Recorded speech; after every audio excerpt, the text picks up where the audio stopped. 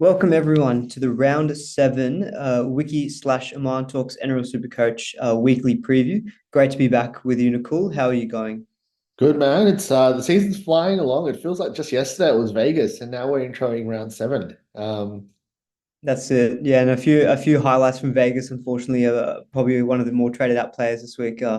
Burbo, the hammies again. But he was so good to us in round one Vegas. But here we are, round seven, hamstring injury. Things come full circle, don't they? So he's unfortunately one of the most traded out players. But you're right. Yeah, the season's flying along.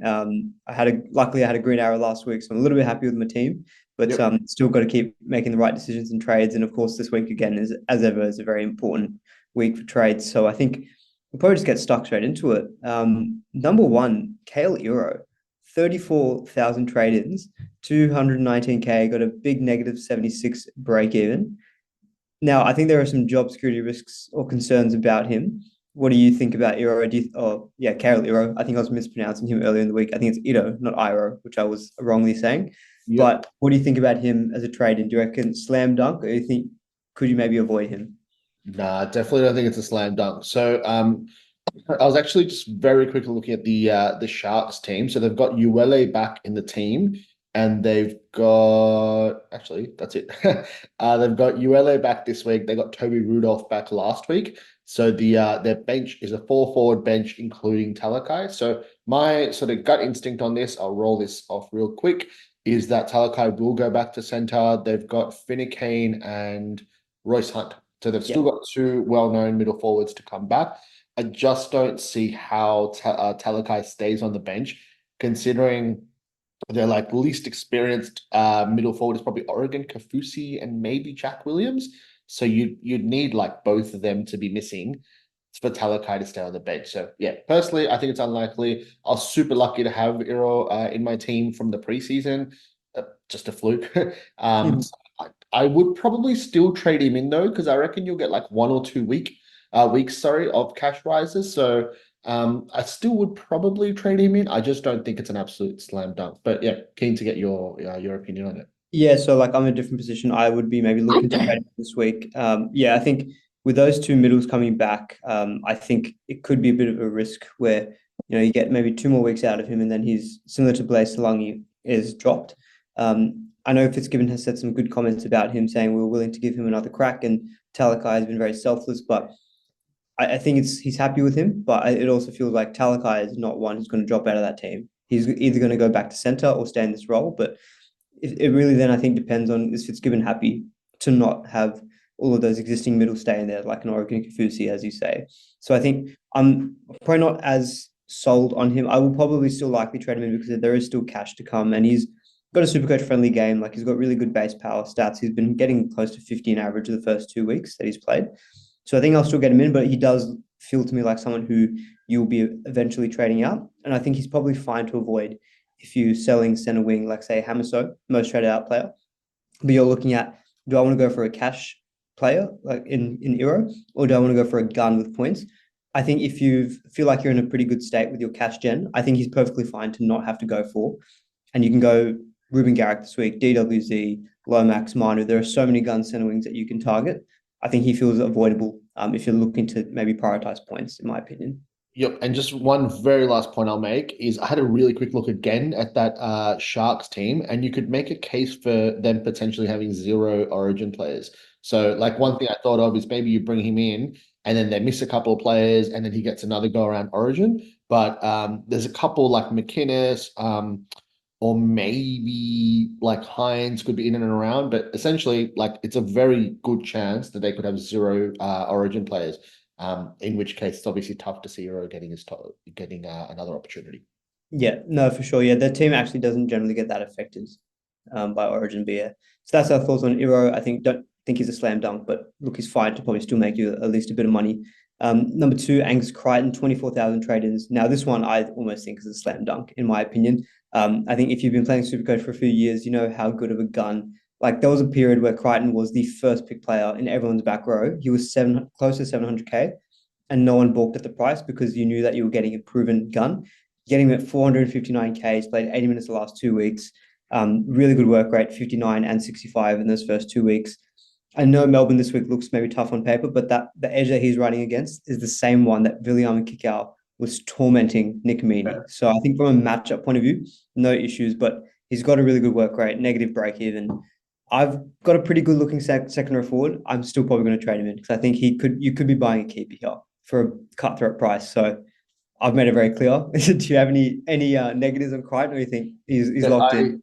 I definitely don't think there's anything wrong with what you've said. I think at the moment, I would definitely recommend that people buy him. I think there's nothing wrong with that. My personal opinion on him, though, is that I'm a little bit wary of that Roosters pack. Mm. And I think he's a great buy now because he's priced around 45 and like he'll almost definitely make that sort of 100 to 150K in the next few weeks. Also got to remember Sam Walker's again out with that concussion, so you just know that all their attack is going to be on that left edge. So Crichton, he should at least have a couple of weeks of close to 80 minutes and good scores. I'm personally just going to try to be a little bit different to the pack. And I'm late on the KPP train. I never traded him in. So I'm looking at someone like him potentially as a trade in who I think could be, this could end up being wrong, but I'm thinking he could be a better long-term play because he's got that spot locked up. Whereas Yeah. there's 3 or 4 second rowers that could kind of filter through. I just don't know if Crichton will have that 80-minute spot for the rest of the season. That's all. Yeah. Yeah. Which is why I'm staying away. But I perfectly think fine that, trading. yeah, I think that's valid because we have seen Robert like kind of mess around with the back rowers, but I think I'm probably more comfortable in the sense of I think we saw that Si Wong has been playing in reserve grade. He's actually playing at lock. He's not even playing back Yeah, row. heard that. Yeah. There is maybe a risk with Crichton that he maybe even features back for Origin for New South Wales, given how well he's looking, how good he's looking. So maybe that's something to also consider. So I think, yeah, like you said, if you really have an inkling of doubt, Kai Pierce-Paul, they both play round 13, but Pierce-Paul's English, so there's no issues of Origin risk. Plays round 13, and he also plays round 14. Crichton misses round 14 with the bye, and that Oh, sometimes can be a tricky week as well. So I don't mind actually going Pierce-Paul. He's not that much more expensive. And on a draw point of view, I think the Knights draw is really good as well. We saw him get some attacking stats. So I think there is fair argument to go Pierce-Paul over Angus, but I think if you're comfortable with Angus, I'd say go him just because he's cheaper. yep. And I'd probably say historically we've got more data on him as a proven gun. But I think perfectly valid, potential cons against Angus. But personally, look, I'm also a Roosters fan, so look, Yeah. got a bit of bias here. I want to bring Gus back into my team, so he's coming in for me for sure this week. Tomorrow Martin, number 3. We might even just group him. We'll talk about tomorrow Martin first, and we'll maybe talk about SJ and CNK. But we know that the Warriors have got a really good run in the next 3 weeks. Dragons away, then Titans at home, and then we've got the Newcastle Knights away. Tomorrow Martin's got a negative 50 something break even, 363K. I think me personally, again, he's historically not been a super coach gun. He's kind of been a guy who averages around the 45 to 50 range when he has played in the halves. So I think you can jump on him to make some cash, but I don't think you're going to get a long-term keeper unless his role has changed and his scoring will stay at this kind of higher rate. And also, I think I wouldn't be comfortable probably selling someone like a Dylan Brown Yeah. to him just because of the Dolphins matchup that Dillbags has this week. I'm in that predicament of Dillbags and Lockie Galvin. I'm not trading either of the two. Um, but I think if you've got maybe like an Ethan Strange Galvin combo, and maybe you can trade one of your center wings to 5'8", I think that's a really great move to get tomorrow Martin, and he's a definite play in your team. But I think he's kind of circumstantial for your team, whether you can trade him in or not. I wouldn't be ripping up your team, say like trading a deal bags to get him in. That's my personal take on tomorrow Martin. Do you have any other thoughts on him? I think that's a pretty straightforward one. I really wouldn't be trading him in. Again, I think like Gus, I said is pretty much like smart trade, but I'm not doing it. I think with Tamari Martin, I don't actually think he's the smartest trade because there's quite a few good options. And as you said, like we have enough data on Tamari Martin. He's not gonna be like a 65 consistent averaging player for the season. So you can't have them all, and I think he's one to miss. Interestingly enough, so number 8 is actually Lockie Galvin. If you had to pick one of him or tomorrow Martin, like which of the two would you trade in this week? I've only just noticed that. I think I would probably go tomorrow Martin because he's got a lower negative break even and his matchups the next 3 weeks are really good. Galvin, I think, has got Panthers, and then I believe he's got another tough. I think maybe I can't remember the top of my head, but I think it's another tough matchup next week as well. And I think I'd actually go tomorrow Martin if I'm being honest. But yeah, Yeah, I hate to agree with you on everything, but it yeah, is. sorry. I would say that because I'm the same. Like I've got Galvin in my team from previous weeks. So I didn't even think about that. But I think if you missed the boat on Galvin, you've missed the first 100K price rise. He's a great player in real life. He definitely passes the eye test. But if you just look at him objectively, you got 311K Galvin, you got 363K Tamara Martin. You're not buying any of them to be season keepers. So you might as well take the money and go with Tamara Martin soft draw in the next 2 or 3 weeks. Definitely makes sense. Yeah, no, cool. How about you give us Bronson Cherry, number 4, traded in -12 break even, I believe, coming up against the Knights. Thoughts on him? Is he he feels, I don't know, he feels like there are better cheapies this week, but he looked good Um, last week. So I don't know. What do you think about him? I'll be firm on this one. I reckon he's an avoid. So I watched the first half of that game before I had to head off last week. The amazing thing with Sherry is he's on that edge with Billy Kickow. Billy Kickow is leading the Dally M, and that left edge looked Is a he? I didn't even know that. yeah. Billy Kickow is Yeah, leading the wow. Dally M at the moment.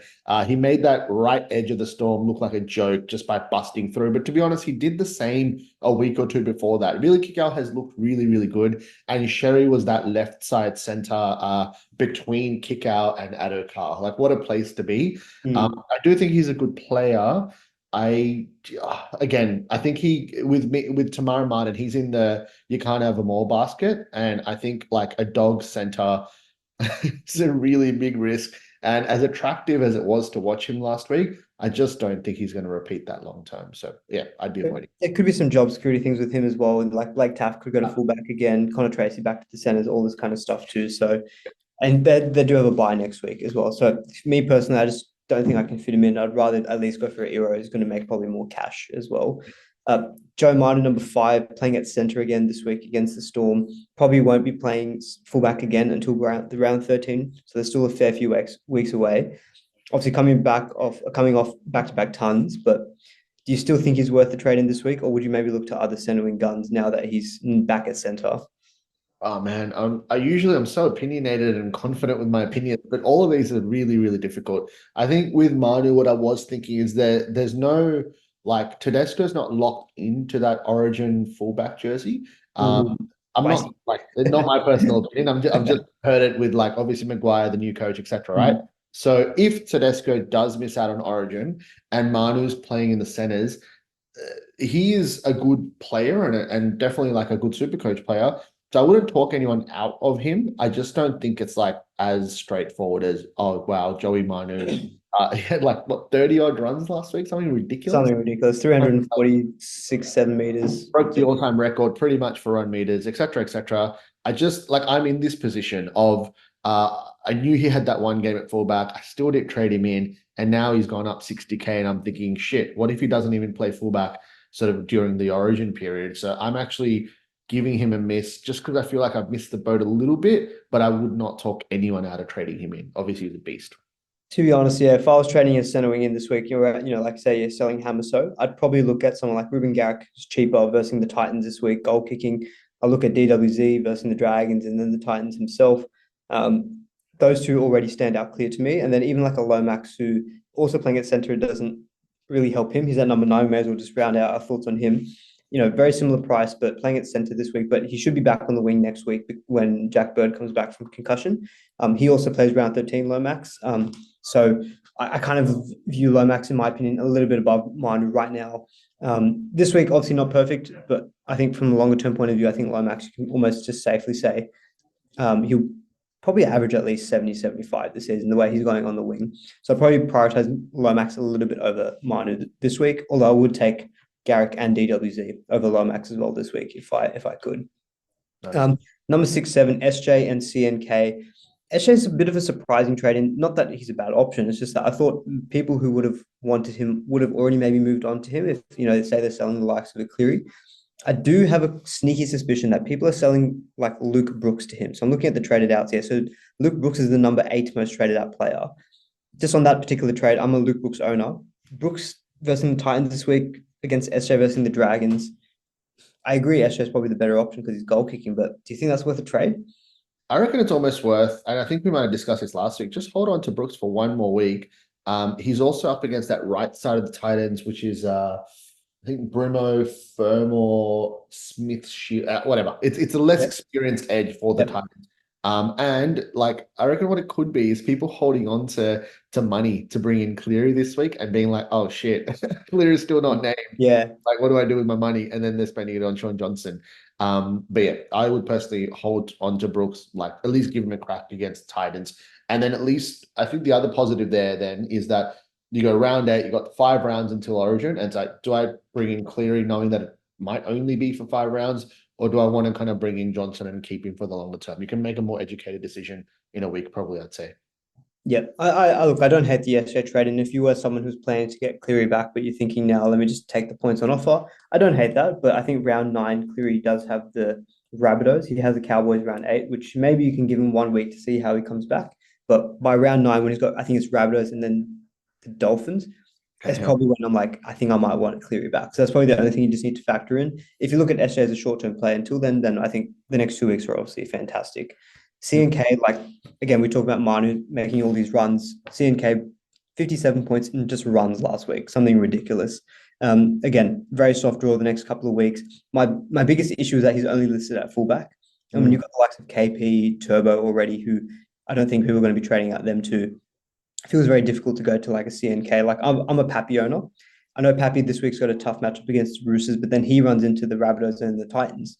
I don't really think I want to sell Pappy for that. So it kind of feels like you're selling like for like. Like I know CNK has looked really good. Don't get me wrong, if you've got flexibility to trade to him this week, I don't think it's a bad option at all the way that he's been going. But again, it feels like it's a bit tough for me to go there with. I feel like most people's teams are not well equipped to go there, but I can maybe see a play if you're a drinky owner. Next 2 weeks, Sharks, Dolphins. Sharks, Penrith. You can trade down to CNK and you free up like more than $100,000. But then problem with that is that drinky by round 9, you want him back too. So it's this whole thing of fullback roulette. So you just kind of need to weigh up, I guess, how many trades are you burning just around that fullback slot. But look, I think CNK looks a pretty good trade in. Like he's got good base stats and things, but it feels tougher to say yes. Like it's one thing to say yes, he's a great trade in, but then it's like, what value are you getting out of that trade versus like selling an injured player, for example? So that's the tough thing I think with Mm. CNK. We've already spoken about 8 and 9. What about Adam Fanua-Blake? People looking at the front row. How do you think about him as a bit of a trade in this week? I think he's one where you don't have to think too much. I think you kind of, I've heard a couple of the other podcasts sort of talk about just like setting and forgetting in the front row, not wanting to burn more trades on him. He's not going to play Origin. You can lock him up for the rest of the season. He's dropped 72K for the season. Funnily enough, even though he scored 2 tries. Yeah, not much to say except for it's completely fine. Like if that's the only thing I would say that might be an issue is if you've got other guys who are about to leak cash, or like you basically don't want to be missing out on other improvements to your team for this trade because he's not going anywhere. Like his price is going to be pretty much the same next week. That's the only downside I can consider, but otherwise he's Yeah. a guy. I think it's kind of like, look, if you're just happy to spend big in your front row, then yeah, he's probably the best available now with Payne Haskell out, Tino out as well. Yeah. But again, I'd just be conscious of how much do you want to lock money into your front row when, 700K center wings at the moment are just killing it. You might want Cleary back. Again, that's probably the only thing I'd advise just to be cautious of. Quick look at the traded outs. Probably not too much, I think, to comment on. Obviously, Hamiso is out for a few weeks, so it's a sell. Burbo is not an urgent sell, but look, 3 weeks out, and it's in a recurring hamstring on the same leg. It feels like one that feels a bit risky to me. A couple I did want to touch on. Jack Bostock, the third most traded out, he's got a break even of 54, so it's not like insanely high. But like I'll give my view. Like he's made 200K now. I'm going to cash him in because I think the Dolphins run probably starts to toughen up slightly. No Hamiso, no Flegler. I'm kind of thinking this could be just a perfect time just to move off him. Not one that you urgently have to sell this week, in my opinion, but fine to move on. And that's what I'm doing. Um, Tom Flegler, number 5. We haven't really got much news about this AC joint injury of his. So he feels like one. I think if you can maybe park him on your bench, play like a Sam Hughes who's starting this week. Flegler was scoring very well up until his injury. So he feels like one again where you don't have to sell him, then I would maybe say don't. But if again he's your best, if he's your biggest problem in your team, moving him to like a Fanua Blake, or maybe if you haven't got like a Josh Curran who's been really solid in your front row, perfectly fine. I think options to move to. What do you think about number 9, Sean Lane as a 9 most trade up player? I think a lot of people are selling him for like Angus.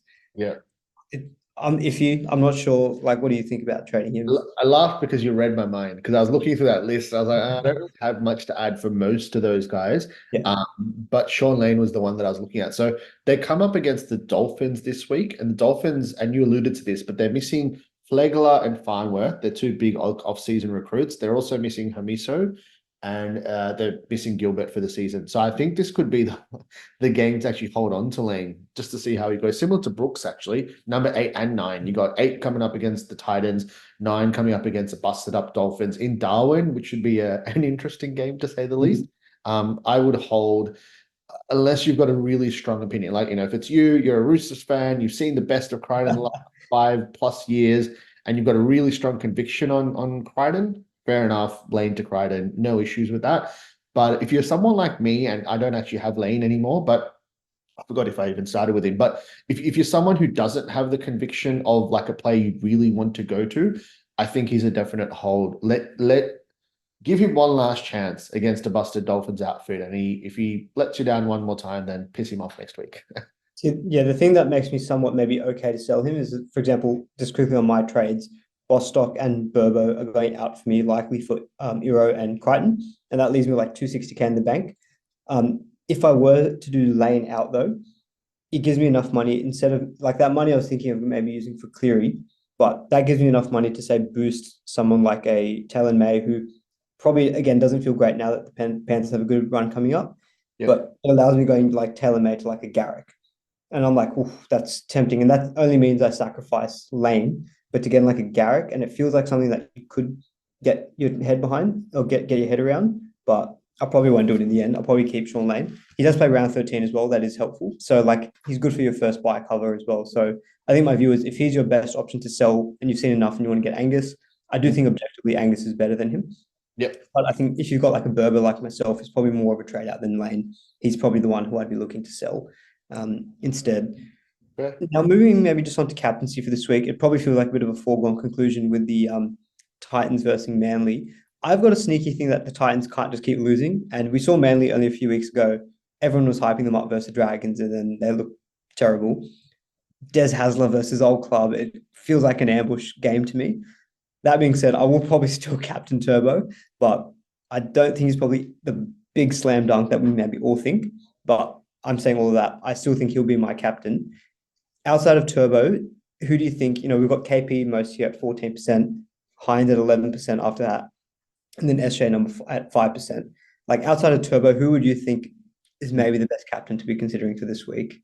Finally, I've got something that I disagree with you on, and I can be outlandish. I've been waiting for Yes. 20 minutes to do this. So I think one quick note, Ponga is the most popular captain at the moment. I think that's really interesting considering that Barry Toohey, the well-known Newcastle journo, has alluded to the fact that he likely won't kick. So, if you've got quite a following now on YouTube, and if you're listening to this, that's all we know. We don't know if he'll definitely kick or he won't, but the most sort of close source that we have has said he likely won't kick. So for me, and the Bulldogs have surprisingly been playing quite well the last couple of weeks. Can I just quickly interject just on this? So the tweet that we saw from Barry Tui was from Tuesday. I'm just checking out, he's tweeted 1 hour ago. So this is about 11:30 on Thursday. Someone did ask him any update on Ponga kicking duties, and he said, doubt he'll kick. So it seems as though like it's going to be unlikely. So again, factor that in. Keyword, love it. Yeah, I was like, let me just quickly check if there's anything. Barry Tui is the best for Newcastle news. That's awesome. Okay, cool. Well, yeah, my first thing would be like I would look to potentially do something different and go away from Ponga. And he's also got that hit pointer, which did affect his play. I know he got kneaded up at halftime and looked okay in the second half, but a couple of reasons to potentially look elsewhere.